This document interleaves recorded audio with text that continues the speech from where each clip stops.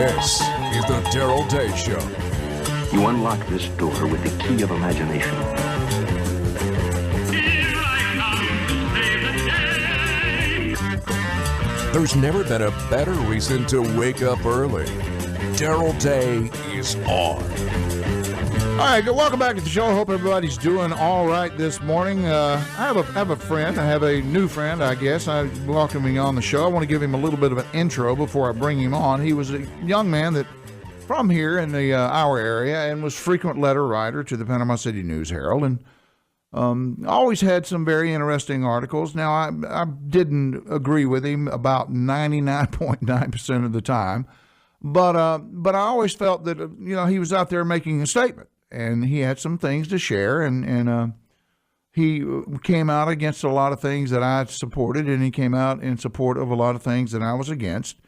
And but that's okay. It's a big free country, and we can do that, and we can have different beliefs, and that's fine.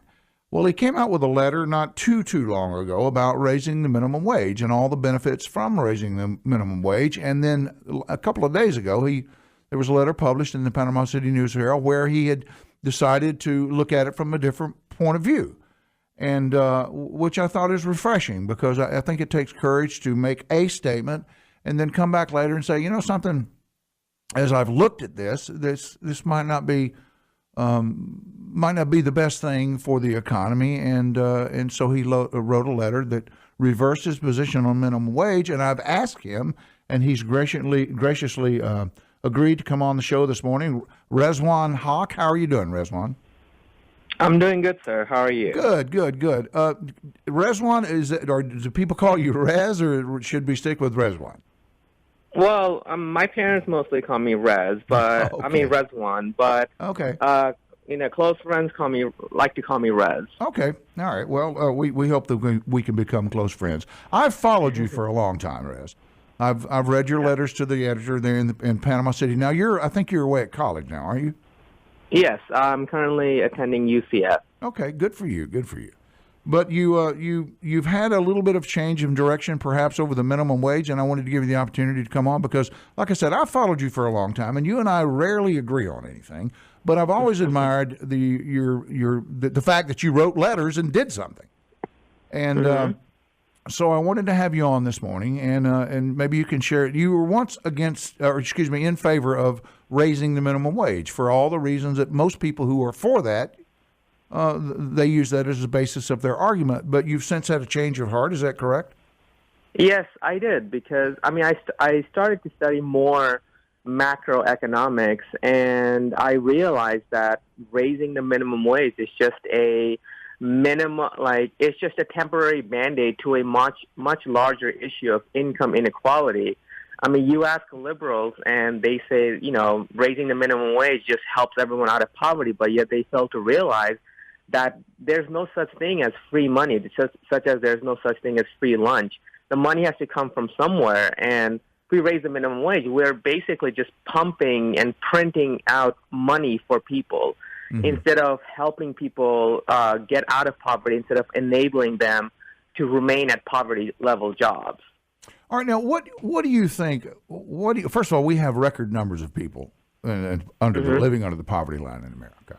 The economy is horrific. A lot of people, it truly is. I think it would be fair to say that the friendly way to put it is the Bureau of Labor and Statistics are cooking the books on the labor rate.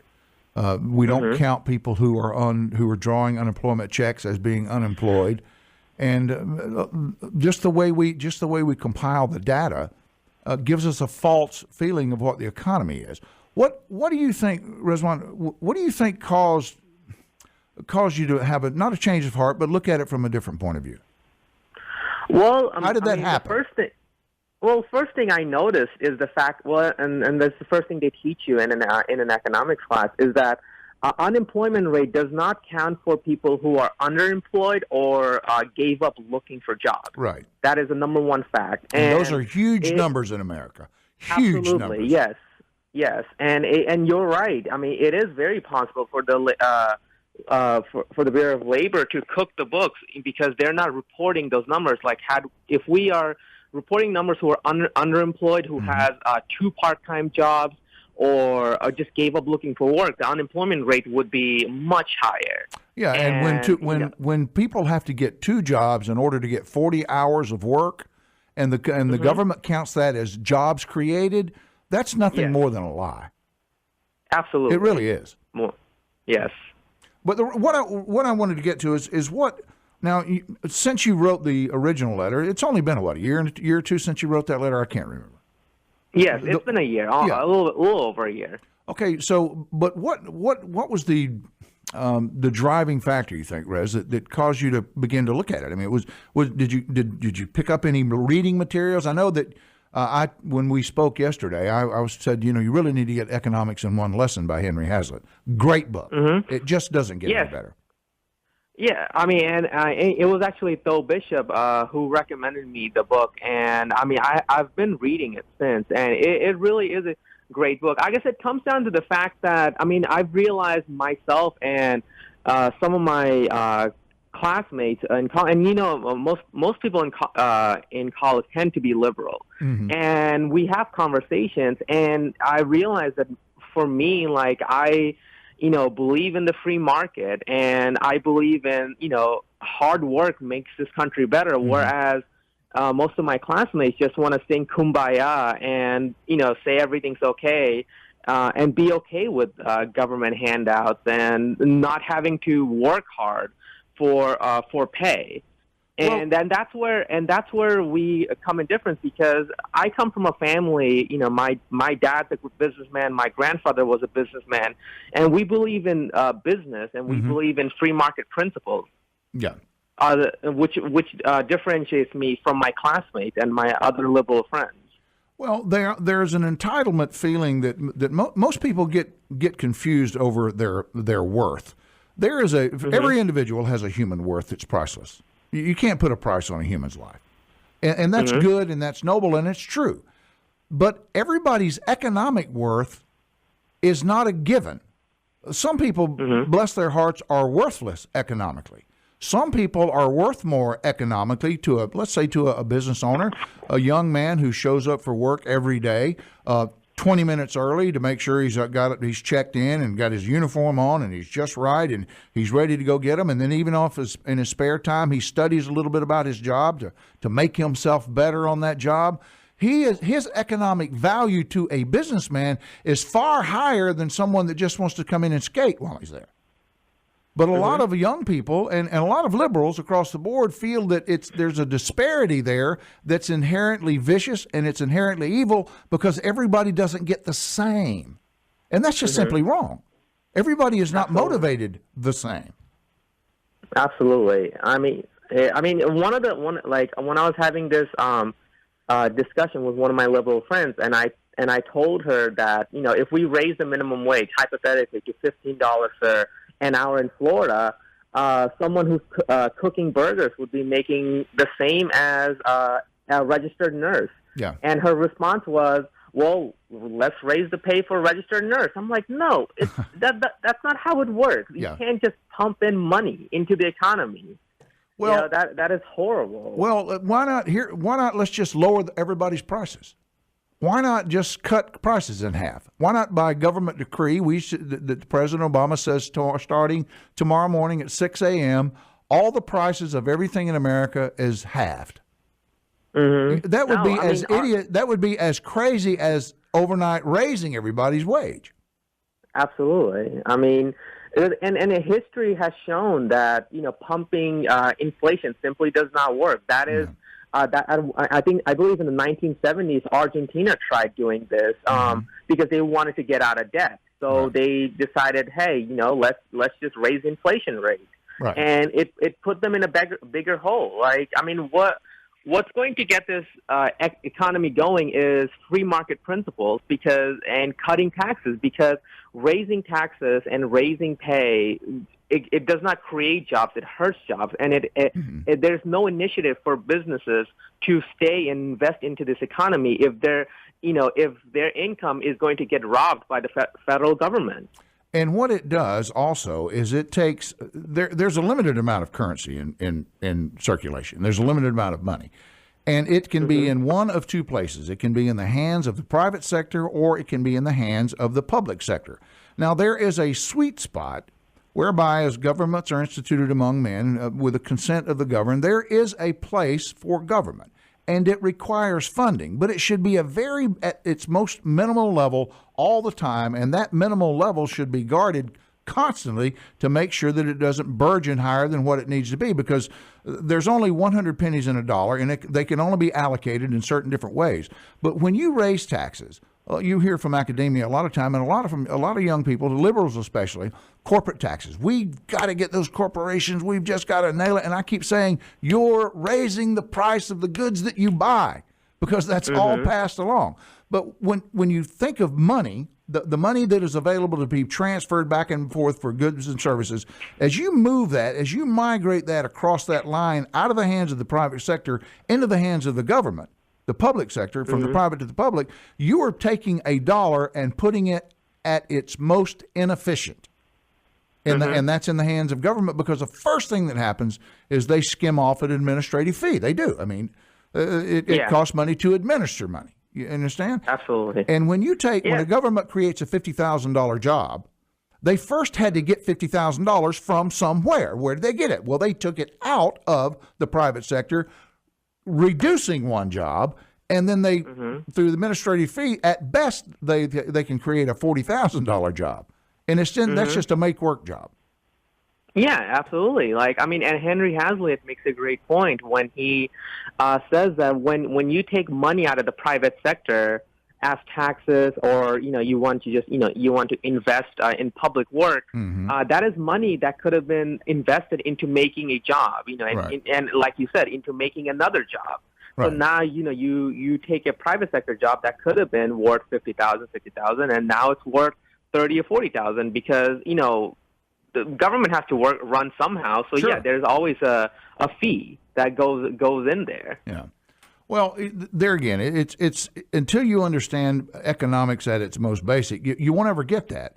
And I don't know what kind of economics are being taught in our schools today, but it's some sort of witch's brew of that there's a never-ending supply of money, and all the government needs to do is print more money. If they just printed more money, people would have more money, and they don't recognize that all that does is creates more dollars chasing the same amount of goods. And what does that do? That drives prices up across the board. Absolutely. And like I said, what my liberal friends don't understand is, we have a bigger issue of income inequality. And it is not, it's not the fact that the rich are greedy and, they don't want to hire. And, we painted this picture that being rich and being successful is greedy and selfish. Yeah. And that I'm totally against that, because the people are hiring out there. I know that as a fact. Like a lot of my engineering friends, they came out of college and they found a job in the first 6 months. So right now, the market has shifted towards more technology and innovation. And if you're going to come out of college majoring in liberal arts, yes, of course, you're going to have a harder time finding a job. Unless it's with the government, you might get a liberal arts job with a government, but no, those people that are getting those jobs have made an investment, and that investment is in themselves. They have believed in and invested in themselves, and nothing holds you back in America. Literally nothing holds you back. Even if you're limited means, limited income, your family's dysfunctional, you didn't have a dad in the house, those are all things that in America, you can take a number and get in that line, because that's a long line. But there are too many people who have made it in the face of all those difficulties to look at income inequality in anything other than what it truly is. And then some people are more motivated than others. Their economic value is greater, hence their economic compensation. Absolutely. You're 100% correct. Well, look, Rez, we're just short on time this morning. I tell you what, stay in touch with us, all right? And I'd like to keep up with you, and I admire your courage for coming back and changing your position, and I'm anxious to hear more from you. Fair enough? Absolutely. All right, buddy. You have a great time. Hey, good luck to you in school. All right, you too, sir. All right. This is Derrell Day, Talk Radio 101. We'll be right back here on Open Line Friday, 850-233-9988.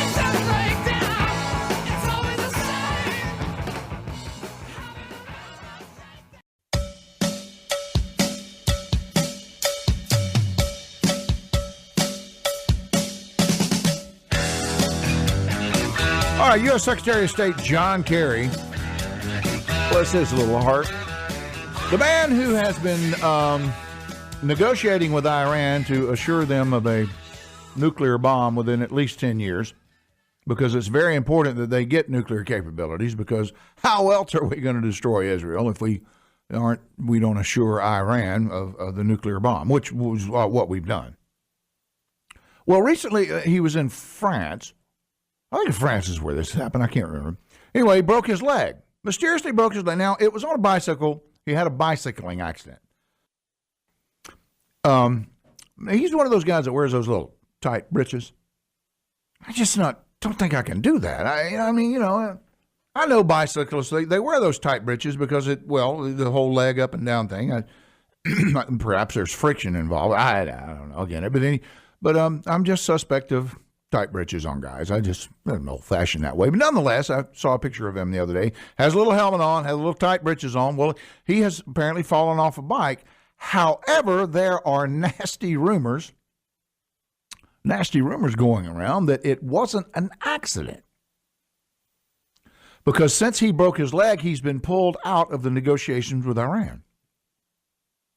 Some people are saying that there's a possibility that it was an assassination. Now, you know how the internet is, and you get all kinds of stuff, but I just thought it was kind of strange. One of the websites that are claiming are citing Russian intelligence reports. Now, there's very few places in the world that you can go to get fake data that tops the Russian intelligence community. Very few places in the world that you can go to get one bogus story after another bogus story. The number one is the U.S. government. There's no place on earth, there's no organization on the face of this earth that is more clandestine, purposefully misleading people than the United States government. It is tops. But Russian intelligence community probably comes in second. Now, why would they post this? I don't have a clue. Can't imagine. Many Iranian news sites have picked up the story and are running with it. Now, he was in Geneva, he being Senator John Kerry, or as our allies like to refer to him, our hapless gopher. He was in Geneva last weekend for meetings with the Iranian foreign minister. And this was just in weeks before there's some sort of self-imposed deadline to secure a permanent agreement between Iran, the U.S., and 5 world powers over Iran's nuclear program. Now, this is a program that, we don't get to know anything about, much like the Trans-Pacific Trade Agreement, which, by the way, after the Democrats swore that it had nothing to do with climate change regulations, it is slam full of climate change regulations, we're finding out. What little bit we know about a major piece of not legislation but trade agreement or treaty agreement, we're finding out was just the cow patties we thought it was. We just couldn't prove it. Well, now it's being leaked out. Iranian media often puts out all kinds of cockamamie, far-fetched conspiracy theories, much like the U.S. government. Rezwan and I were talking about it. The numbers from the Bureau of Labor Statistics, those are pure political numbers. They are not connected to reality. The only connection, if there is one at all, is the ruse that it has something to do with the labor rate in America. Other than that, the whole rest of it is hogwash. When a country, sorry that it's U.S., I hate it that it's our country, but we are the world's worst at it, or best at it, depending on how you look at it. When we don't count the number of people in America who are drawing unemployment checks, we don't count them in the number of those who are unemployed. Come on, you must understand. You must understand you're being gaslighted, that you're being flim-flammed. And if you can't see that, there's a good chance you can't see anything. I'll be right back here on Open Line Friday. If you'd like to join me, 850-233-9988.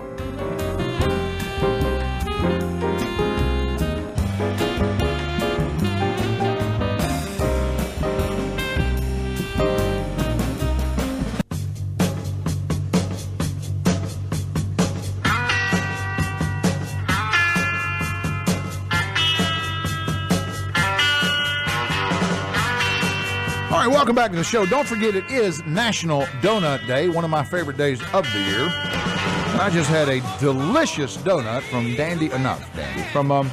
what's the name? Dunkin' Donuts, yeah. Yeah, Dunkin'. Dunkin' Donuts. And there are going to be great donut joints all over town that are going to be serving donuts today, but those were from Dunkin' Donuts. And I had the glaze thing. And, ooh. It looked like a vanilla one. The vanilla one. Was it vanilla? No, it was white glazed. cream. Well, it was glazed. That's a thick. Yes, it was. That's the way I like my sugar there, Buster. I had a blueberry one. Yeah, I'm big on I have a sweet tooth, no question about it. As a matter of fact, I weigh my desserts. You know, when they come out and show you the tray and all the desserts. Oh, this is our this, that, and the other, and this is our this, that, and the other, and waiters have to hate my guts. I ask them which one weighs the most. And they go, huh? Because that throws them off when you ask them what it weighs. You can ask them what's in it. Oh, well, it's more of a, it has a liqueur glaze to it. It's been fired, so the alcohol is out of it, but it's mixed into a rum. Don't ask them that. Don't ask them what's in it. Ask them what it weighs. Next time you get a waiter, when they say, yeah, would you like the this or the that? You go, I don't know. What does it weigh? But anyway, I judge my desserts by their weight. Sugar is like lead. It's very heavy. You'll notice it does funny things to your body. It causes you to pooch out. Pooch out. You like that? Pooch out. But I always ask my waiter, okay, well, which one of those in that whole tray? I don't ask him, what's your favorite? Because that's a silly one. You ask a waiter what their favorite is. What business is that of yours? Just ask, if you can't pick a dessert yourself, I feel sorry for you. Just ask them what the darn thing weighs. I would like the heaviest one, because then you get the best dessert. Don't care what it's made out of. If it's very heavy, it has lots of sugar. And what's the sense of eating dessert if it's not fattening and full of sugar? I mean, I agree with that. What's the sense? I mean, it's like eating an omelet. I mean, you don't eat an omelet because it's sweet. You eat a dessert based on how sweet it is. Flan is a trick. It's a cruel trick on people who think they're having dessert. Never was a flan eater. Creme brulee. You ever had creme brulee where they come out, they torch the darn top and caramelize it? Oh, burn yeah. The top? Yeah. Yeah, that's good. That's good. All right. June is a month that we await Supreme Court decisions. They hear typically oral arguments on large landmark cases. And they do sometimes in the winter months, maybe very, very early, late fall, early winter. But it takes some time for them to think about it. Because it does require. They are cases that have merits that must be not only considered but thought of, and they have to write their dissenting opinions or their supporting opinions. One justice will be picked to write the minority opinion. One justice will be picked typically to write the dissenting or the minority opinion. And they come out, and a lot of them come out in June. Now, this month, we're going to hear some pretty important ones, and there are two questions that we're going to get the answer to within a matter of weeks, if not days. The first is asking the Supreme Court will decide whether the 14th Amendment to the Constitution requires states to issue same-sex marriage licenses under its Equal Protection Clause to homosexuals. The second major question that we will hear their ruling on will be they've asked for a determination on whether a state that doesn't allow same-sex marriage, whether that state must, according to the Constitution, to their opinion, must recognize marriages of same-sex married couples from other states.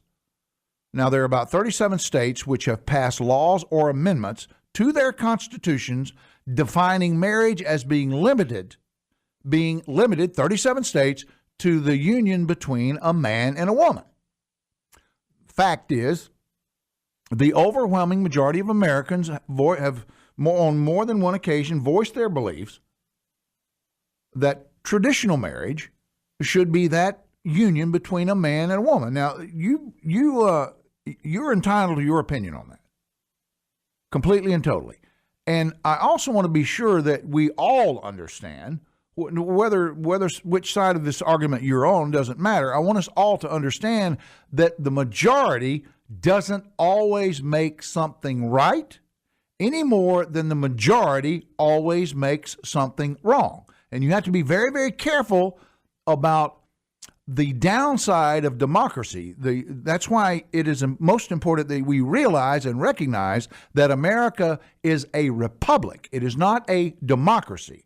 You don't want to live in a true democracy. You want to live in a true functioning constitutional republic. And the difference between the two is not a casual difference. It is a stark defining contrast between mob rule and the rule of law. They could not be further apart. A constitutional republic and a democracy couldn't be further apart in the way people decide for themselves or the way they allow the government to decide for them. Bobby, how are you doing? Good morning, sir. Changing a little bit the topic here, so it goes with the republic and maintaining that republic. Tomorrow is the 71st anniversary of the invasion of D-Day, the gateway that liberated Europe from the hands of tyranny. And I wanted to bring into perspective for your listeners how much blood, sweat, toil, and life was expended that day. There was over 160,000 men, and there were some women in the hospital ships, of course, out there in this invasion. 160,000 men, most of them under the age of 20. There was over 11,000, 12,000 aircraft, of which 11,000 men on that first day died, blown out of the skies. There was over 23,000 airborne troops that were parachuted in. There were over 7,000 ships out there. There were, on the first day, 4,413 Americans died on that first day of D-Day. So that's like Iraq, the Iraqi War altogether. Oh, yes. 10 or 12 years of war in Iraq, same casualties, fatalities that we had on one day. And let's not forget the human element, because even though they're the enemy, they still count. The lives count. Yeah. On the German side, they still don't have an official number. They figure it's anywhere between 4,000 and 9,000. And if we go to the Pacific side, 3 years later in Iwo Jima, on the first day, or I should say in the first 7 days of Iwo Jima, we lost 7,000 Marines on that island. Yeah. The Japanese lost 26,000, and that's the people we could count. So I think that you bring a great point, Derrell, that when we're talking about democracy and republics, democracy, direct democracy, mob rule, leads unequivocally to that mountain of dead bodies. Yep. And when you fight for the constitutional republic, you maintain law and order. And these things, if you stay within those boundaries, those chains of that constitution can be avoided. Yeah. All right, well, Bobby, I appreciate you remembering. Yeah, I was trying to think of something we could do today because it is tomorrow, and maybe some of our Saturday shows will pick it up and run with it. I sure hope so. Have a good weekend. Yeah. All right, let's go to Earl. How are you doing? Derrell, doing good. I was listening to you and Mr. Rezwan talk about economics. Yeah. And everything else you brought up since then, including D-Day. Okay. And I wanted to ask you now this is off subject. It's a Bible question. Okay.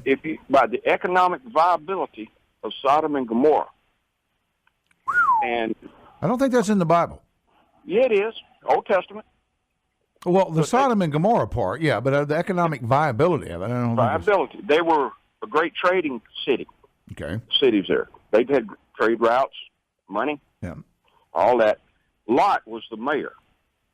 Okay. And, it started out on a good premise, and then it went downhill. What do you mean it started? How do you know it started out on a good premise?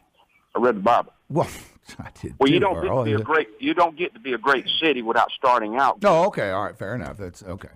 But what I'm getting at is they became, they're like Democrats and Republicans and Libertarians.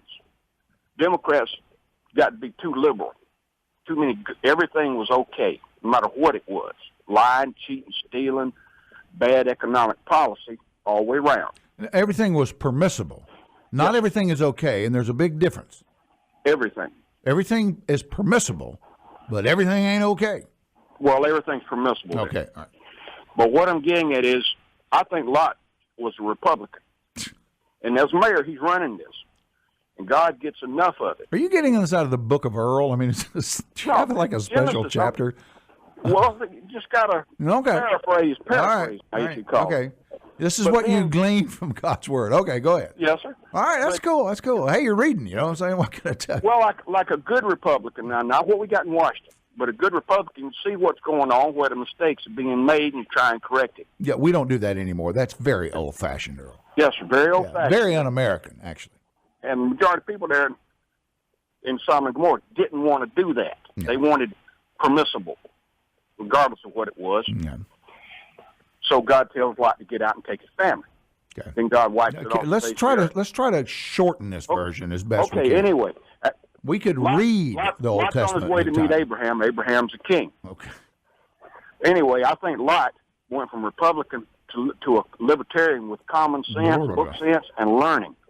Hold on. Let me put on my seatbelt. I'm getting dizzy. Okay, I've got my seatbelt on. I'll go ahead and continue. Okay. Right. He had some common sense because God fixed it. Lot had faith, and he went on and became a great man again. You know, replaced everything he lost. Okay. That's a good economic sense. Okay. But all the people in Lot's family that turned around, including his wife, and wanted the old way of life, became nothing, just a piece of salt. Okay. And the old way of life, everything permissible, does not work. That's bad economic sense. That's what I'm getting at. Lot went from Republican to a libertarian with good common book sense and learning. Okay. Economic. All right. Well, that sounds good to me. That makes perfect sense to me. But I tell you what, we're just short on time, Earl. I got to get out of here, and let me see if I can do this. All right. Well, I'll be right back. This is Derrell Day, Talk Radio 101.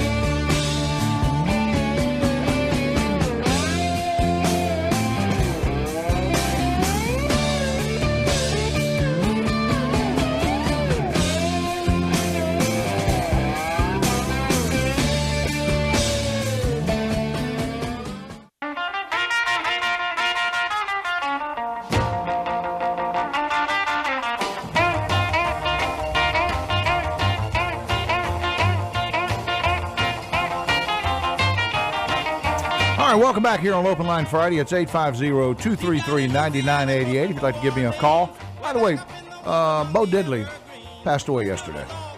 No way. Well, he bless his heart, rest in peace. He's gone now. We've lost him. I guess we lost Patrick too. I mean, off phone, not any. He's not gone. He's not on the phone anymore. Whew. Boy, he'll be mad at me. All right, we're waiting. I was talking before the break. We're waiting on this ruling, a couple of rulings out of the Supreme Court. Now, here's the sticky wicket part of where we are in America today. Now, not only the United States, but countries all over the world have looked at marriage as being the union between a man and a woman because historically it was the basis for procreation. It was the basis for a family, for a mom and a dad who could biologically enter into a union, not only that where they could share the chores of the house or the household stuff, but that they could create children. Those children would have a father and a mother in a family unit, and most civilization was based on family units. I mean, it was. I mean, I can't change that or fix that for you based on the union between a man and a woman, because if you'll notice, women have parts that complement the parts that men have. Fair enough? Let's just be adults here this morning, okay? Let's not get into your world or my world or anybody. Let's just kind of look at it from somewhat of a common sense approach. That union between a man and a woman was looked at and held sacred by the church. It was legalized by the state. Probably not a good idea, but it was nonetheless. And for all the legal implications and legal reasons, and if you want to go to pull that rope and go to the end of it, you'll find it's taxation. But push all that aside. Even when it wasn't a taxation issue, it was recognized. In nature, it's recognized. Now, in a free society and in a free country, in a country that stands for the rights of an individual, you have a right to associate with whomever you please. You have a right of an association with a woman if you're a man. You have a right of an association with another man. If you're a man, you have a right of association with whoever you want to associate with. You have a right to do that. And anyone that wants to associate with you without threat of violence or force in any kind of way, you should be able to do that. Now, we come to a narrowing of the bridge when we embark upon same-sex marriage. Now, I don't have a clue how the Supreme Court's going to rule. I really don't. If we say that, based on the 14th Amendment and or based on the Constitution itself and the opinion of the Supreme Court of the United States, that U.S. citizens have the right to marry anybody, which is what the ruling will mean, because you're going to have to define what isn't marriage at some point. Because if we're going to move, and there again, regardless of which side of the argument you're on which side of this argument you're on, listen just for a moment.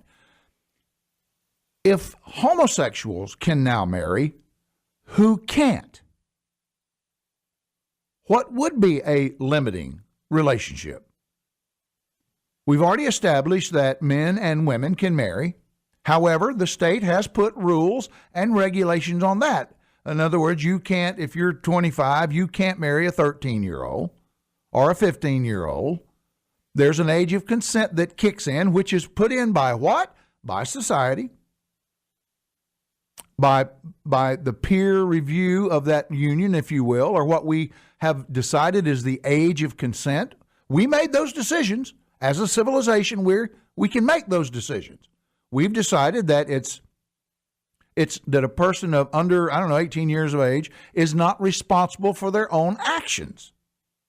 You can't enter into a contract. Well, you can enter into a contract if you're an adult with a minor, but the contract is voidable. You can't hold a minor to the contract because we have decided as a society, as our civilization, that we set 18 or whatever it may be in different states, that in some states are different, that there's an age of consent, an age of accountability. We decided that. So if the Supreme Court says that you have a constitutional right to marry a man or a woman, will we also have to just come up with a question of, well, if you can marry one, why can't you marry two? What basis of an argument could you offer to the Supreme Court to say that you as a American citizen, how can you limit the people I'm married to? Because wouldn't that at its very face, wouldn't that be the exact same argument? Telling an American citizen, a U.S. citizen, that, well, the government cannot tell you who you can marry. You can marry a man or a woman because it's no longer based in that procreation thing. We even know that we're now asking insurance companies to provide fertility treatment to women who have no fertility problem, other than the fact that they don't want to be impregnated by a man. That's not a condition. That's not a medical condition. That's a choice.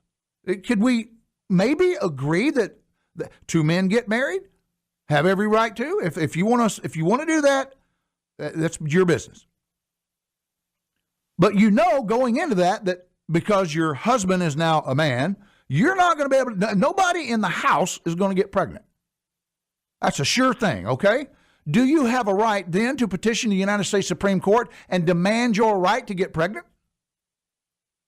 If you have a right to marry whomever you wish, and if you're females and you get married and you have a right to force other people to pay for your fertility treatments that for a condition that you do not have, you are as fertile as you can be.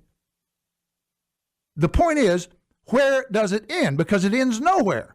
Once you open these doors, there is no stopping point. Because you can legitimately argue based on the fact, well, wait a minute, we changed the whole definition of marriage. It is not just between a man and a woman based on the fact that they can procreate, which is really where it came from. So what isn't marriage is going to be the question. And quite frankly, No, everything's on the table. Everything is on the table. Multiple wives, multiple husbands. If a mom could marry her son, a dad could marry his daughter, a grandmother could marry her grandchild, because it's the rights then of the citizens to be able to do whatever they want to, and marriage is no longer between a man and a woman without nothing's off the table. Just a way to think about it. I'll be right back. This is Derrell Day, Talk Radio 101.